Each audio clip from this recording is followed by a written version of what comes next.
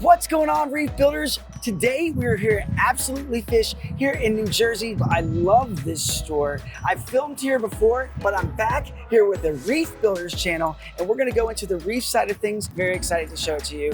Let's go take a look at Absolutely Fish.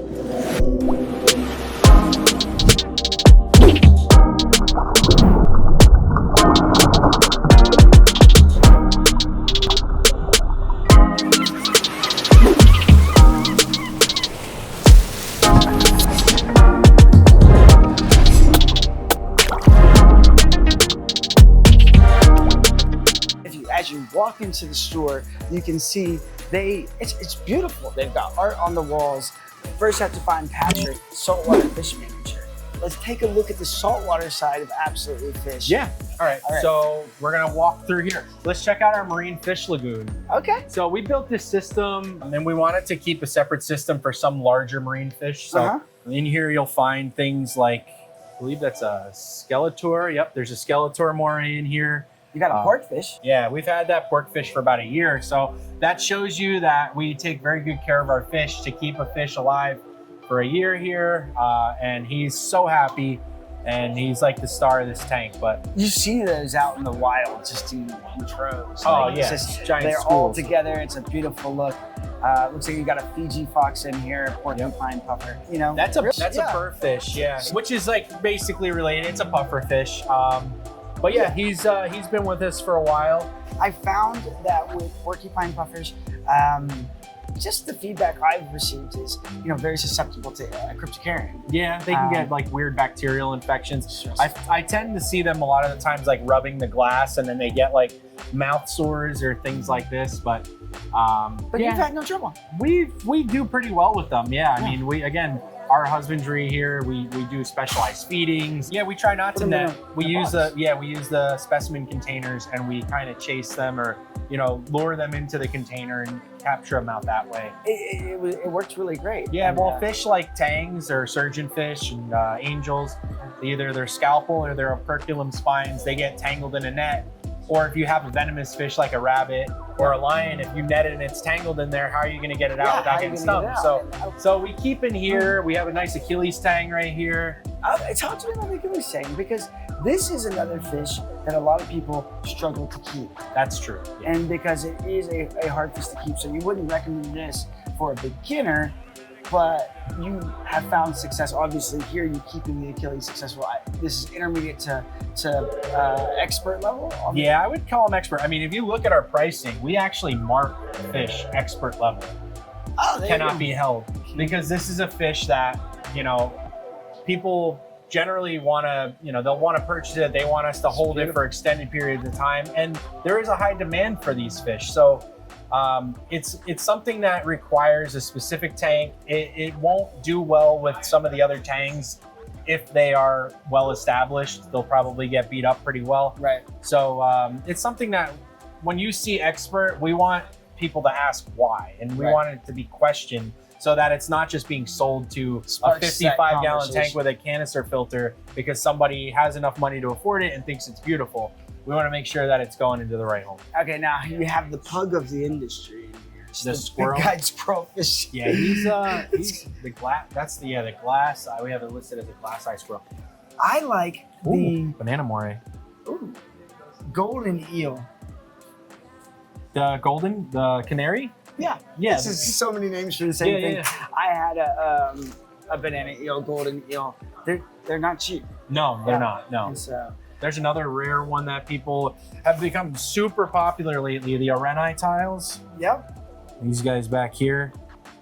And I found, and this is the flasher tile, right? Yeah. Mm-hmm. So I love that fish as well, but they're a little bit more difficult to keep, the flasher tile, or? I think with them, it's just keeping them well fed, not having anything that's going to chase them, and having a lid. These guys are super jumpy. What I like, if I'm saying that right, is the Catalupa Popeye. That's actually the owner's, Pat's favorite, one of his favorite fish. Yeah, Popeye Catalupa, yeah, they're super cool. Yeah. Again, it's one of those fish, though, like they get, I've seen a lot of them, they get the air trapped in the eye. Yeah. Their eyes are so big, but they're so delicate. So yeah, it's kind of lends to why you don't net them here. Yeah, at you don't Apps. net those. Never net a Especially the squirrel. cotton loofah. I mean, that's got the fins and barbs that come straight They up can get out. caught in there as well too. Yeah. This guy here is super cool. Giant Atlantic blue tang that we got in. Yeah, that's a really big one. Another fish you see kind of schooling in just so many out in the ocean. Big schooling fish. Beautiful bluefish. You find them in groups. They do really good with eating a lot of algae. I saw a French angel in there. There is a Frenchie in there. Yeah, there's a nice clown trigger in there. But yeah, that's a thick Atlantic blue tang. That's a big one. I couldn't help but notice right behind me here, you've got the engineering gobies. Oh yeah. Because these guys start off looking like this. And you gotta be careful with those when you have rocks and sand, because they get huge and you would be shocked how they look when they become. You want to see what they look like when they get bigger? Absolutely. All right, so there's one in here. Isn't that crazy? That's the same fish. They get huge.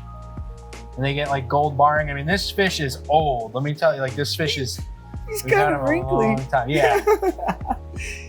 But he digs out all these little burrows. They're great sand sifters. They really move the sand around. His lips, they just look so old. He's like no teeth. He's trying to eat, like trying to gum this mysis shrimp. But he is a royal pain in my rear end. And why? Because he knocks the rocks down by moving the sand? Did we check out the sharks yet? We have not. And so yeah, everywhere you go, you're gonna find something different or something cool. Yeah, we got the blue dot ray there. We got I mean, how big is that? 15 inches maybe? Banded cat shark?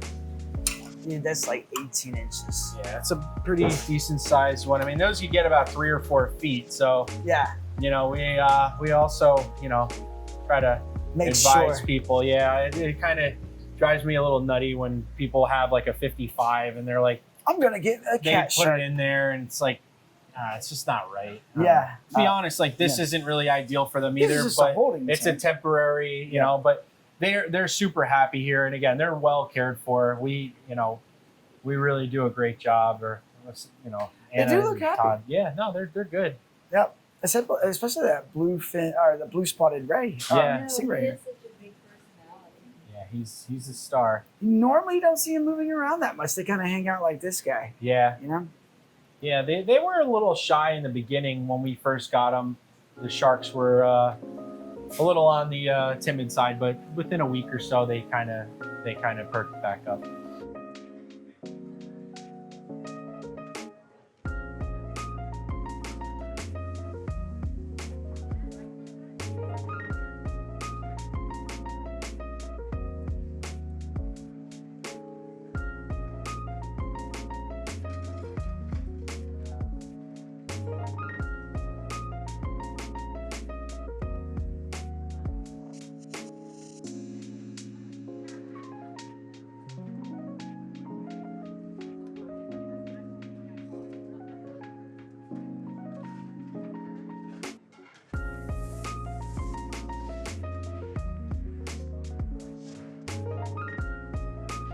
Oh, wow. Well, Patrick, now, do you have success with that ribbon eel there? Yeah, I mean, we've generally keep them pretty long term. The thing about eels is they don't really need a lot. You know, they can go quite a while without feedings. But the trick is with these ribbon eels is to get them to eat. They have such a slender mouth that you got to get them. I mean, I've seen people, and I wouldn't condone doing this, but throwing like firefish in their tank just to get their ribbon eels to eat. Yeah. Oh, wow. Yeah, they eat. And like, that's how they fed them. that's how they got them eat. That's how they got them going. Yeah. That's a beautiful blue face right here. Yeah, it's really sharp. Let's see if we can get them to come out and eat. This one here, this tang with the yellow dots all over it. The Maculoceps? Yes. Freckle. You don't see that very often. No. Wow. I had a freckle thing. Yeah, those things are super awesome. You know, it's hard to say. I'm so used to seeing, like, we get stuff in all the time, so many different things, and Like I'm curious of what the supply of other stores, what they deem to carry, because some people just stick to their bread and butter and don't like to bring stuff in. Yeah. Because they don't think it's gonna sell. But you look at that stock list very differently, don't you? Yeah, I like to bring in the things that I don't. Yes. Yeah, I want to have That's some the cool. fun part. Absolutely. And But you get duds sometimes. You're like, oh, this name sounds really cool, and when you get it in, it's just like a little, gray goby or something. I kind of had so much bigger hopes.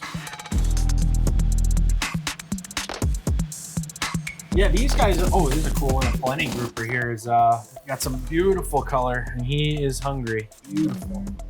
Did you call it He's a a good- Plenty? he's a- Plenty he's a grouper? good- I've always called it like a Pellini. Pellini, Plenty. Isn't See, there a we're sandwich just called a Pellini? Aren't we just from different? We're just from different areas of the world, I think. So these guys here, super underrated. I think these should be in like every reef tank. Chromis? Chromis, Yeah. yeah. The problem with Chromis that I've found is you start off with 15 and you end up with 3. I So mean, you just gotta keep at. Then you got to get better at keeping fish, man. I've always, I mean, I will say, I started with 5 in my tank at home. I have 4.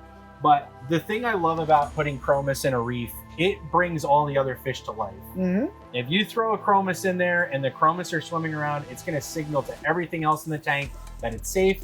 And your wrasses, your firefish, all of your fish are going to be way more active. You know, I never looked at it that Yeah, way. it's I had a 156 and I put a bunch of these green Chromis in there because I too love just kind of the bluish green and the activity. yeah. But I did end up, like, I think I was exaggerating earlier. I think I started with 7 or 8 and I ended up with like 4. And I kept those after a while, kept those for a long time. They got really big. But I also got the same thing happened with my Banggai card. Well, how long ago was that? 15 years ago. So I found, and this is like Yeah. the same thing I think about like Gonoporas or Gonioporas. Yeah. When fish like this were originally brought Collecting. in, they were coming in a bag with 100 in a Yeah. bag, jam packed, and they're coming in and they're full of bacteria and they're just being sold right away. Right. Now I feel that the habits of collection have changed so much where Yeah. you're getting a better quality and you're getting more isolation of animals. Whereas Gonioporas, like the regular green Gonioporas. Remember those? They called would- them reticorals. Yeah, you'd buy one for like $20 and it would be dead in like 2 weeks. Right. But now they're like growing here. We're actually finding that they're budding off little babies. Yeah. And I think it just has to do with the way they're collected and shipped now, and they're being treated a little differently. So See, I thought that those green Gonoporas, remember those big dome ones that we would get? yeah, Those and the elegances that would come in back Yes. then did not fare well in the aquarium. And that might have been the collection process with those. That might have been us understanding how to dial things in within Sure. our aquarium and kind of just learn these animals better so that we can take care of them. Because I don't even see those green ones anymore. I have them. I mean, I see the red ones, the purple ones. No, I have. We get the green ones. Yeah, of Are course. they the same? They're the same. They swell up this big. I have them. Yeah. All right, let's go take a look at them. Just the plain Jane green Yes, it's Gonioporas. them. And I've had those in here for like a month and a half, Are almost those- 2 months. Are those coming from a different part of the ocean? I mean, I don't know if those are from out of Indo or Australian, probably Indo. But again, I think the collection process has just changed so much where they would probably pack, 5 in a bag together. They'd be banging around in the bag, poor water quality. And then by the time you get it, they're just loaded with bacteria. I'm sure it's the process, and I'm sure we've just look at the filtration, how much it's changed. in Yeah, the last 20 skimming and years. UV sterilization, lighting. Yep. And all then the just dosers. understanding the calcium, magnesium, alkalinity levels, the importance of not letting the volatility to the pH and the alkalinity, Absolutely. create such a harsh environment. for See, these like, look at corals. that. Yeah, I know. They just got drop little- them like Yeah, eggs. it's got a little baby. Yeah, you do. And those will all just repopulate. I noticed that the Gonnies always get these worms on them too. You see that? It's like I think it's where they're coming from, dude. it's like a specific worm. I always see them in Gonioporas. I remember when they went from those green, more, you saw them everywhere. To like the back red. then, to the red. And now the red had a much higher success rate. Yeah. I don't know if it's because of, hey, you spent a lot of money on this coral, so you're gonna make sure that you're a professional or an expert Yeah. level, that you're going to care for it differently, because these back in the day, they used to be like 20, 30 bucks. Yeah. Like retail. Yeah, retail, right. But everything's changed obviously since then. But yes, a vast amount of coral here at Absolutely Fish. Now, these clowns, Yes. you were also telling me about the clowns, and I've done a video on the clowns, but in this video you wouldn't know that. So why don't you tell me where these clowns come from? So these are all captive bred by us, or we aquaculture these. We have a separate location where we have coral grow out. We have probably about 6 or 7 different species of clowns that we're trying to work with. I know we did some tomatoes, we did some skunk clowns, I believe Clarkies. We've gotten Nigrippy clowns at one point, Ocellaris, different variations, storm clowns, bullet hole clowns. So we just try to have a good variety of different things for hobbyists. What seems to be the most popular are the storm clowns. They've just taken off. Like once we started breeding those, they seem to sell really well for us. But yeah, and the reason why I'm bringing that up is not because it's amazingly impressive that we're breeding clowns. That's not new news. But what is impressive to me is that you're doing it as a store, because that is not something I run into all the time. Is that a store also has a separate facility where they're focusing on aquaculture and kind of the sustainability of the hobby, growing, like breeding their own clowns. And there's coral that you do there as well. This is the fish room. Pretty much everything that you would need to start a saltwater aquarium. And then you've got some nice displays here. So here is the Planet Aquarium. So this is our anemone display. Again, these clowns are all bred by us, and these have been in here for, I want to say probably 8 to 10 years. I mean, you can see the size of them. They went in all at nano size. They were all like under an inch. We threw I think about 24 of them in there. Obviously over time, you lose a couple here and there, but so there's a lot going I on have a question for you. Yeah. The difference here. This is a rose bubble. Why do you have the elongation of the tentacles on some of them? And then some of them look like what you would read a bubble tip anemone looks like. Where they maintain their bubble. It's a good question. I mean, I would say it's got to be something to do with the lighting and flow. If I had to, but they're all in the same tank, Patrick. Yeah, I mean, there's a lot clustered in this area, and they're right under a light, and everything that seems to be lower or shaded is bubbling. What about this one? This one is still pretty close. Oh wait, it's right in front of that one. Yeah, there's another one. Oh my God, maybe you answered it. But that one there is like half and half. It's weird. And two, like maybe when the clowns are hosting, they bubble less because they're, I don't know.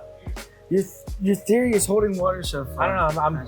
If the clowns are swimming in it, it would probably maybe stretch those tentacles longer, or cause the anemone to stretch its tentacles longer with as much action going on in them. So the bubbles would pop if they didn't extend. Maybe the flow of the water is not exactly what causes the tentacles to extend out. It's the presence of a clown. It could be. Yeah. It could be. If there's clowns inside of your anemone, does it have long tentacles? I've seen like in a lot of like public aquariums too. Like I've always seen the anemone tanks to have all their bubble tips to be like long tentacled, like not really bubbling like that. See, I don't know exactly. Now here's the elegances, right? Yeah. That's not what they looked like when we were 20 years ago. It wasn't until we got the Australian elegances. Yeah. And those had so much more success. I'm telling you, those elegances and those gunnery were coming from a different place. I think there's a flat bottom and then there's like a cone bottom that I've seen the two differences of. But I think these are flat bottoms, which I think they might be Australian, these two. Yeah, these are Australian. Yeah.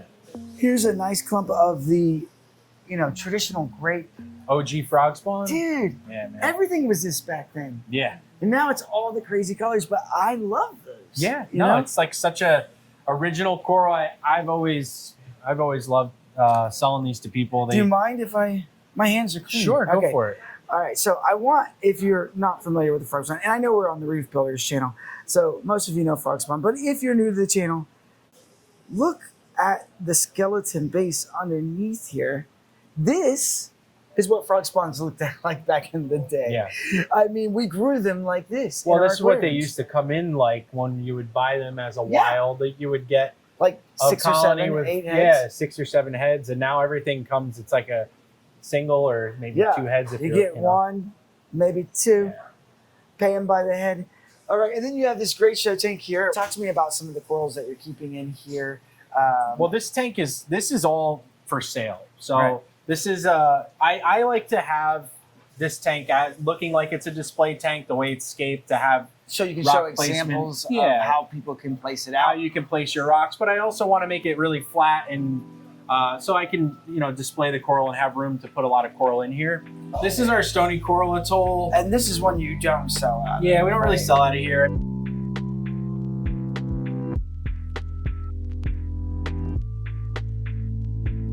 I see some very difficult to get Florida Recordia. in there. Yeah, those are yes. I have actually some frags over there too, but yeah, these are those I've had in here for quite some time. Mhm. I'm just letting I them, like your letting them chill. Pectinia cluster. Yeah, That is super cool. a couple different types there. Rainbow chalice. These Florida Recordias, that was pretty much the coolest thing when we were kind of younger in the hobby. We didn't get all this cool Australian Yeah. coral, but Florida Recordia, that was kind of like the gem back Yes. then. And they're still the gem now, Well, if you could find them. if you can find them. Yeah. So, Problem is we used to get them. We had a supplier that would have on their list like 500 Recordias, and they would be like all different colors, beautiful. And then we all know what's going on in the Caribbean over the years with global warming and the temperatures, rising in the ocean. All of that stuff is bleaching out now. So yeah, this is our soft fringing reef. It's primarily all just regular softies, but what kind of jaw do we have in here? It's a pearly. Pearly? It's a It's like a female. love-hate, honestly. One of my favorite fish, and you'll notice that a lot of our reef builders use it, is Yeah. that blue spot jawfish. Those are cool too. We had one in here a while back, and then I think it ended up jumping. They're so we so went with grouchy. pearly jaws. Yeah, I named mine Oscar. yeah, they're nasty too. You can't put them together. We've always like the pearly jaws. You can keep like a few together, but yeah, that one we didn't do. Yeah, the pearlies, they kind of act like a prairie dog of the ocean. Like they watch the chromis. Yep. They're great little lookouts for everybody. And if they're coming out and fully exposing their bodies, or even just perching a bit halfway out with their body, everybody usually is really chill and they know it's all safe. It's kind of like chromis, right? But So yeah, anthers are growing very nicely in there. yeah, they're doing great. Problem is like that jawfish. Like I've had it bury like $200 mushrooms on me, or Yeah. maybe pull them into that hole and never seen it again. I had a magic carpet mushroom in here, and He's just having a good time. there's a in there, bounce Patrick. mushroom above the Yeah. jawfish, which I'm like, please don't pull that in, don't bury it. Hey, buddy, you can have a good time in there, but just don't mess up anything that Patrick's doing, okay? Be I comfortable, like your but careful. The old palagrandus. school green Yeah. alleys. That's awesome. Yeah, those are You don't really see clusters I like your- that very often. Your leopard wrasse there. So, There's a metallic fox face in here too, which is super cool.